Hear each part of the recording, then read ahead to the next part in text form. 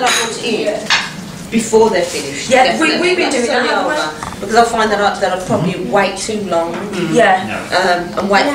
Because I don't know what's going on, I'm waiting to see what's happening. And sometimes people speaking to me, they've spoken to me and I haven't realised that they're speaking to Claudette. They're talking to you. Because seriously, it's not like they've touched me and it'll go from a general conversation with Lena and then they bring me in. But I'm not aware that in this direct, directed it at me. I think that was a bit like me and you, Sarah, across the dinner table. I was speaking to Sarah, but because she couldn't visibly see I was speaking to her, she didn't answer.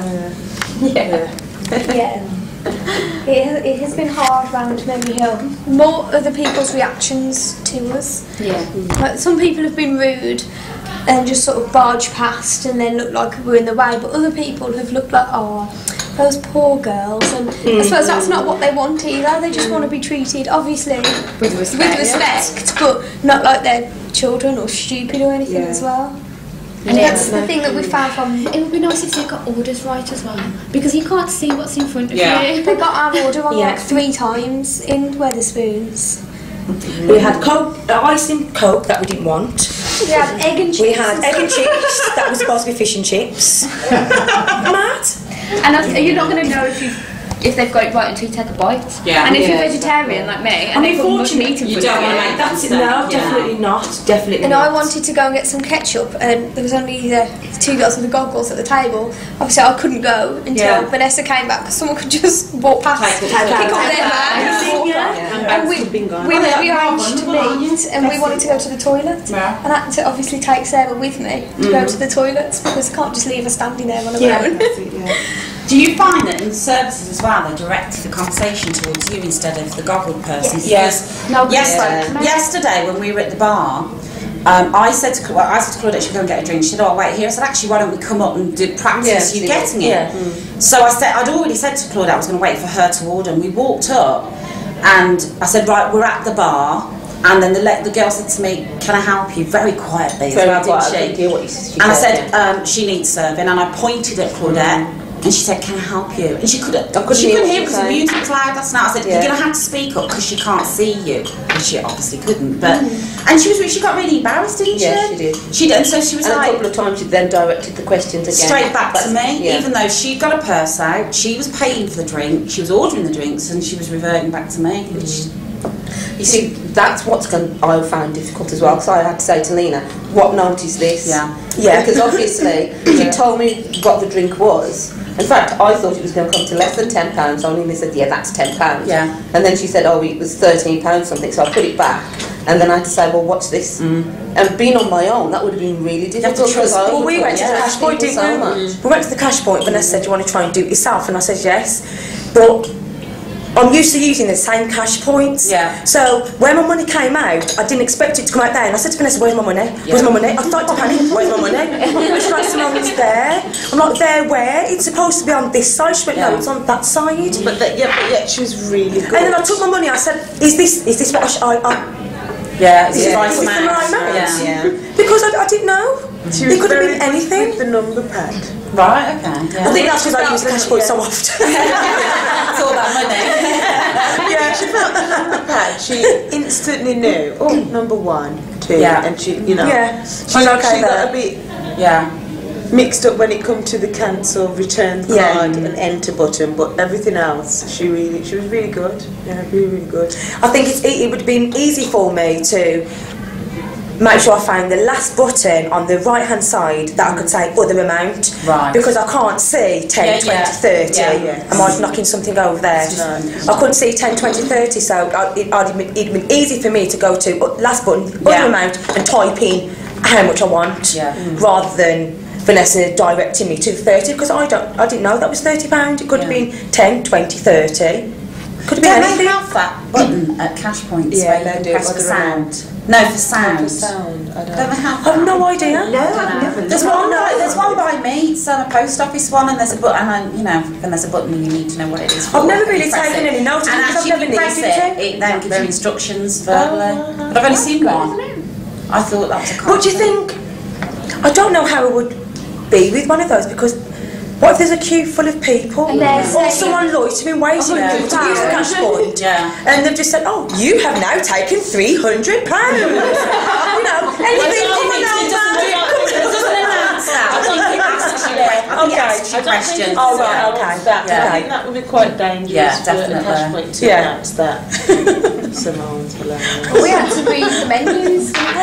That was frustrating. In the Wetherspoons, reading the menus to her, and then by the time I'd finished the options, she didn't know what the first one was. I had to kind of give her a run through and explain what was in each dish and what was a starter, what was a main, how much everything was, and just which bits were vegetarian.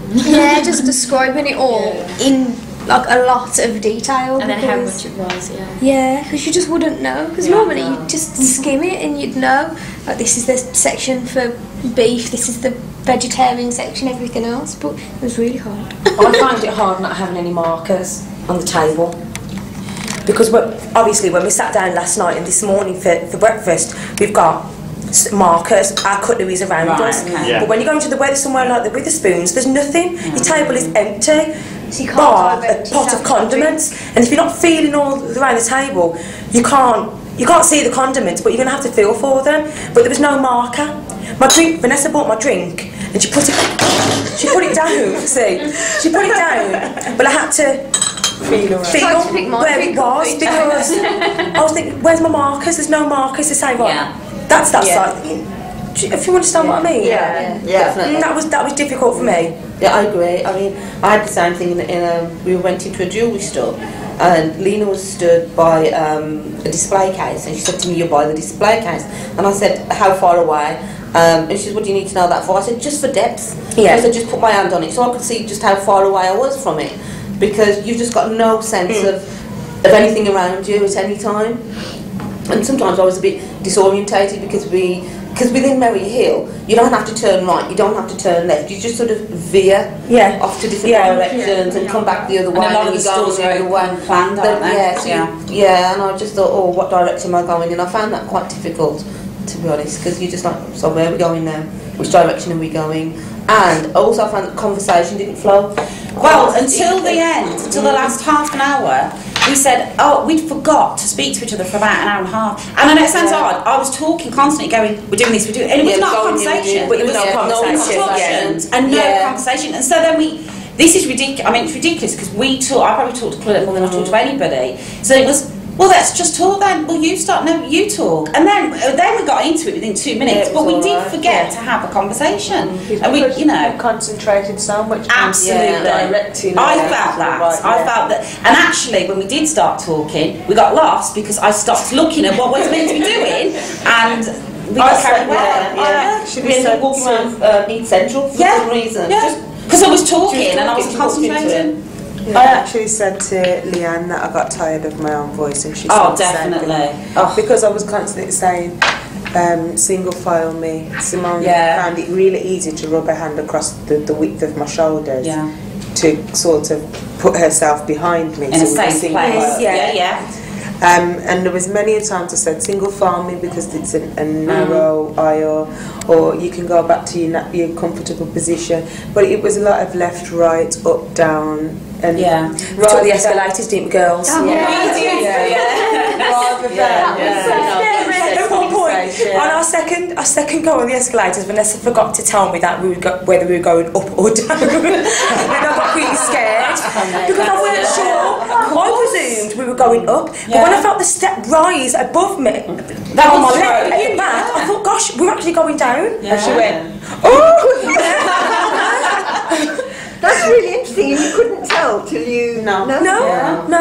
Gosh. Could not tell at all. If you're disorientated, like you were saying, you didn't know where you were, you don't know if you're up or down, do you? I think using the escalators, I was more bothered about getting on to the escalator safely, not whether I was going up or down. I was just making sure I was on the step properly so I wouldn't fall, because I'm quite conscious of escalators anyway. Anyone in my family will tell you when I had my son, I would not ever use the escalators with his pushchair. I always used to find a lift, even if it was walking all the way around the shopping centre. I had to find a lift because I'm scared of escalators. But Vanessa's been good. She's been a good guide. Excellent. Couldn't have wished for a better guide, actually. I think what you were saying about conversation is because normally your conversation would start by, oh, I like what she's wearing. Look at this and look at that. Because if you've got nothing to see, you don't point things out to each other and say, oh, I like her jacket. But that's it then, that's the whole conversation, because you can't join in. Finding things to talk about that you don't need to look at is hard. Other than where you're going next. And it kept into where's Simone and Vanessa? You're right there, Lena. And it was always, I feel this. Yeah. You know, I had to explain that this is a dress, the waist comes in, feel the material. But I kind of knew. But she could actually tell. I knew what I didn't like, and because she knows my style, she knew. It's like she let me feel some pants, some trousers. I tested her. Now they had elastic at the top, just to see, and elastic at the bottom, and I don't like elastic. I thought I was like, no, I don't like them. She, I knew you wouldn't. I could laugh at her and say, you'd never wear those. Stuff she'd know she wouldn't My favourite bit was when Sarah I knew. I was like, no, I don't like that. The seam of pants are too low, too tight, too baggy. She was like, oh. I said, it's okay, it's just the mannequin, it's not a real person. I know. But she thought she put her hands on someone's shoulders. But I was just getting her to feel a shirt that was already on the mannequin, so you kind of have to explain everything. Well, Vanessa let me feel without talking to them like they're children. And the minute I felt pockets on the side, I said, no, that's definitely not me. Yeah. That was you. Yeah. And she did like that dress for herself. But I did trick her with a few things. I picked her a lot of things up that I knew outright she's not. And I'm like, no, she's not gonna like that. But I thought, let me just let her feel it to trick her, see if she'd actually say, oh yeah, that feels nice. But she caught me every time, and she kept saying, no, that's not nice. Put it back. And I kept saying to her, no, that wouldn't fit me. That's too wide. She's like, that's a 16. I said, no, that's wide. It's too wide. She was really good with like just feeling, like especially size wise, because she kept saying to me, I picked a pair of trousers up and she said, oh, I like the top. But then when we got to the bottom, she went, oh no, it's got elastic bottoms, they're awful, put them back. I was like, but you can't see, so how can that be awful? But she, obviously, because you know. At one point I said, no, I'm going to look like a clown if I had those on. I just knew exactly what type of wear. As well as being born blind, so I think those people have got to struggle. Hard. Yeah, we've got most of it. We didn't really manage to do a great deal of shopping, did we? In the end. Well, we didn't really. We went into a few shops and then went into Primark, and I know that, well, Vanessa knows that Leanne's bag is nice, so I felt it this morning. Well, no, I did feel it this morning when we went shopping. Vanessa said, oh, here's the bag. So I felt it, and I'm like, oh yeah, I have one. She went, well, they've gone down now in price. She said, oh, we'll have black and brown then. So I'm really hoping that I do like this bag. So she's got two. So I've got two. And Sarah's got things that, well, she doesn't know what they look like, so she's hoping that she likes them too. And a scarf, so they really felt nice, which is why I bought them, and I'm trusting that Leanne knows what I like and what I don't like, so I was like, do they go together? She's like, yeah. So I hope they do. So find out. You just decided to stay away from clothes. Oh, definitely. We went straight. We were trying to find something in a jewellery shop, but we gave up after a bit because we got frustrated. So DVDs was the easiest thing, because then it's have you seen it or not. So just literally, read out all the titles. That was so easy. We were in there in 10 minutes. Yeah, that was very good. Yeah. In the jewellery.